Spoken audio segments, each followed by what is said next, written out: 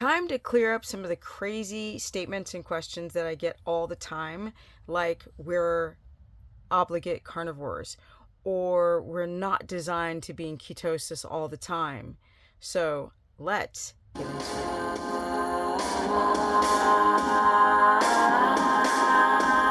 Welcome everyone to my crazy life, but it's really cool.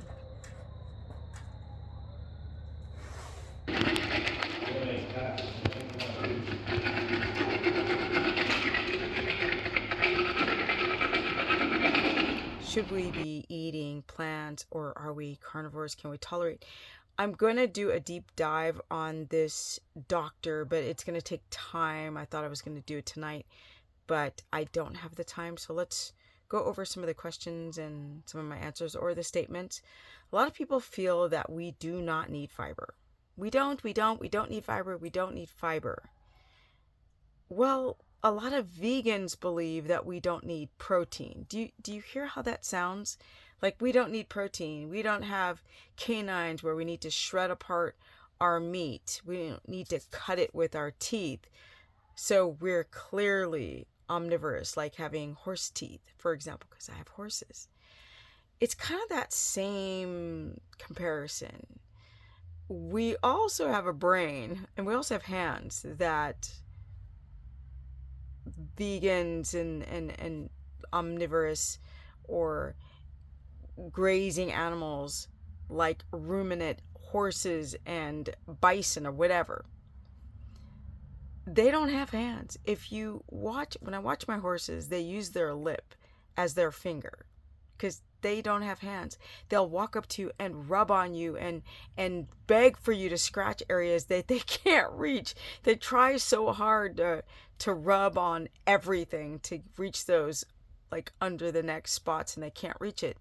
But with that said, we've always been omnivorous. We've never been a vegan society and we've never been an only meat society. Now, can you be a vegan for 20 years and still be alive? Of course. Can you be a carnivore person and be alive for 20 years? Of course. What goes up must come down. Basically, you're going to suffer. You're going to live, but you're going to suffer.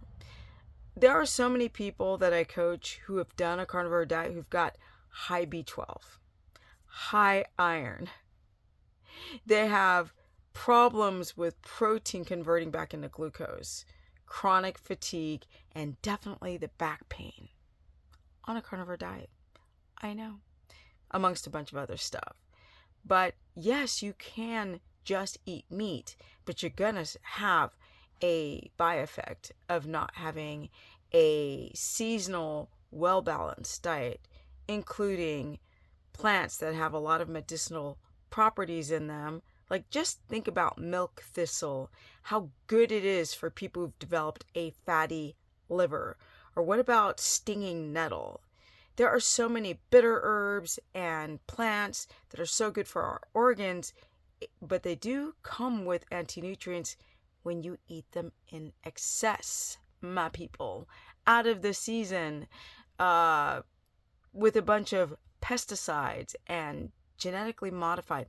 That's the problem. Is it normal to be in ketosis all the time? No.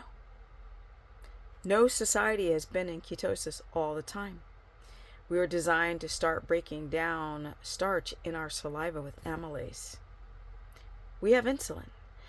So why are people trying to be fat adapted all the time? Well, technically, they're not. Am I in ketosis 24 hours a day without using glucose? No, I'm not.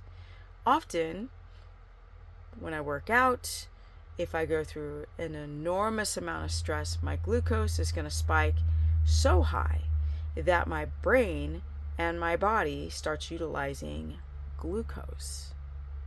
What you want to be is primarily using ketones.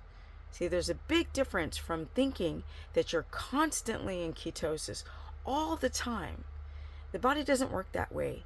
You are using ketones, but you're also using glucose, but you're not using so much glucose that you're breaking down amino acids to create that glucose, nor are you going through the blood sugar swings.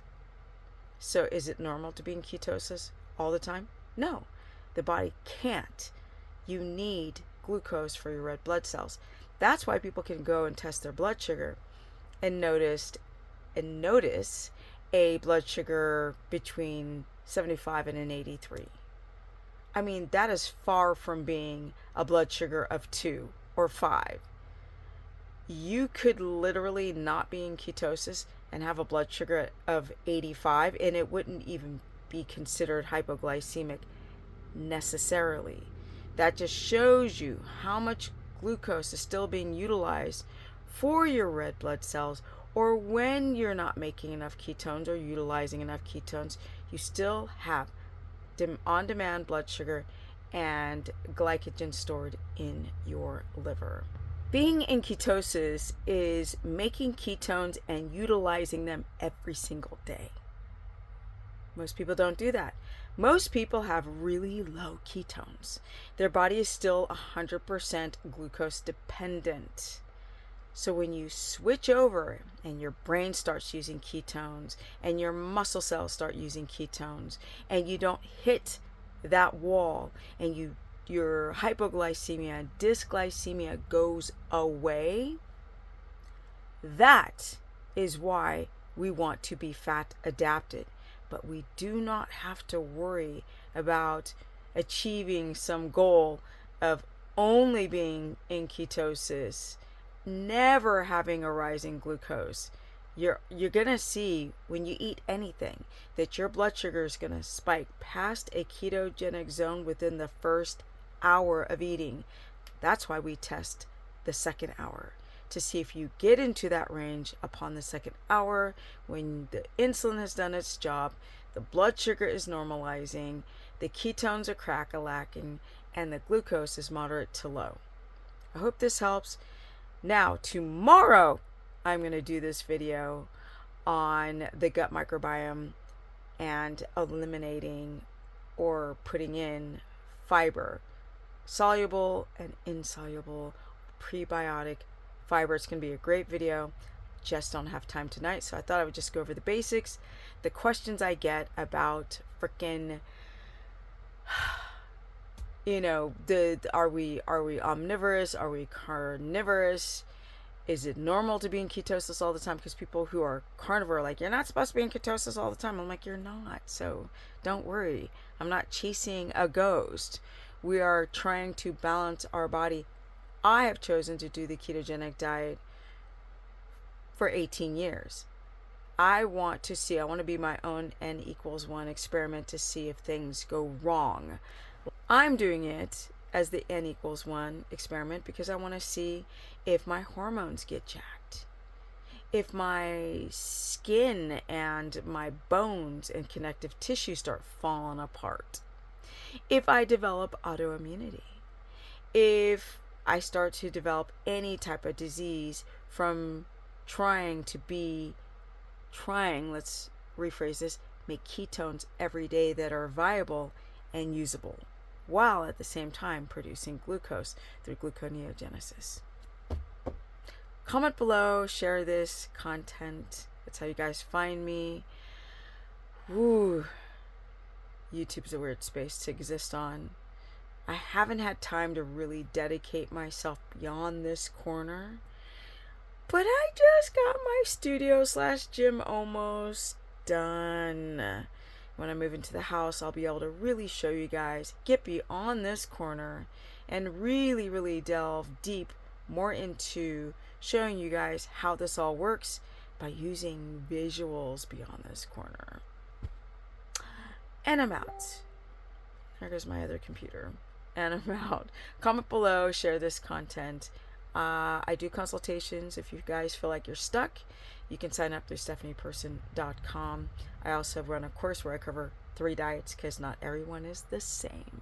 3 diets: keto, carnivore, and carbs. Low carb, high fat, for various reasons. And I'm out. So now I gotta edit this.